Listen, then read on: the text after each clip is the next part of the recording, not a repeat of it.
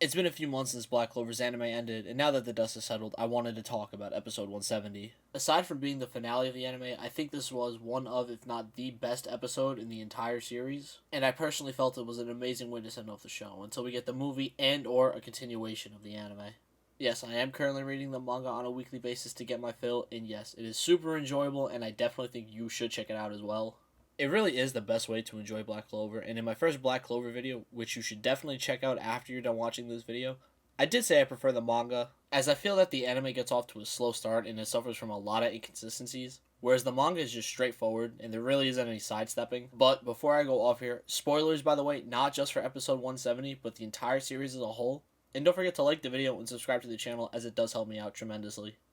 So right off the bat here, I gotta be honest with you guys. With the Spade arc not getting finished in the anime, it was a bit of a sour thing to see. And I'm gonna be completely honest here, I definitely felt like I got blue-balled a little bit. But with them choosing to end it on a canon cliffhanger and not take any creative liberties to just end the show abruptly, really does give me hope that the anime is gonna come back. And I hope that the anime comes back when the manga progresses until the point to where we can get more episodes and after the movie releases, of course. I really do think that with them working on a movie, it'll give the manga plenty of time to progress into a new arc, or at least get far enough ahead that we can get the anime back. But enough talking about the anime and when it's going to come back, let's get right into the episode. I can't stress how impressive this episode was for me as a diehard Black Clover fan. Getting a nice little recap of all the major events, paired with all of the people who influenced Asta getting some well-deserved spotlight, this was honestly beyond satisfying to see. I really do think characters like Mars and Fonzel don't get enough love. They really did have a bigger impact on Asta than what we all like to admit.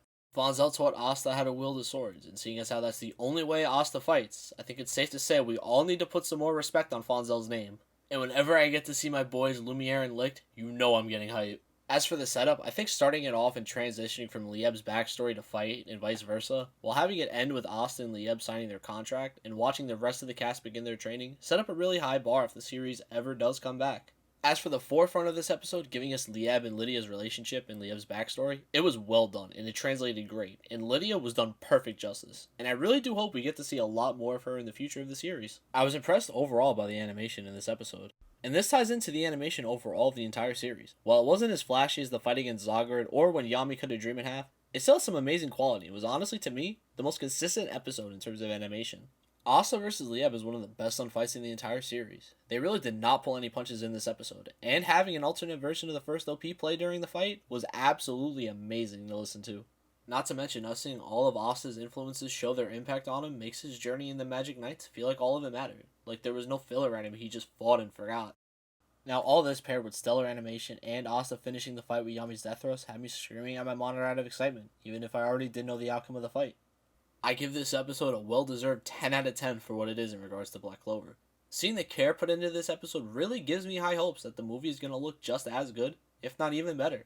And honestly, I'm excited for whatever they decide to do for the movie, whether it's canon or not. It really is a good time to be a Black Clover fan, and if this video makes you want to watch the anime, then I recommend it. But just know it does take a while to pick up. I am a Black Clover diehard, but I will admit that the anime has some serious flaws for the most part that get addressed as the series progresses. And if you like shonen, I think Black Clover is a must-watch. I think it's up there for contention with the likes of My Hero, Demon Slayer, and Jujutsu Kaisen. Because at the end of the day, Black Clover does what a shonen does. It puts its own fun and entertaining spin on the tropes we all know and love. And if you want a fun, marathonable series to read or watch, I highly recommend Black Clover. Now, that's all for today's video, everyone. Dune here, signing out. Take it easy, everybody.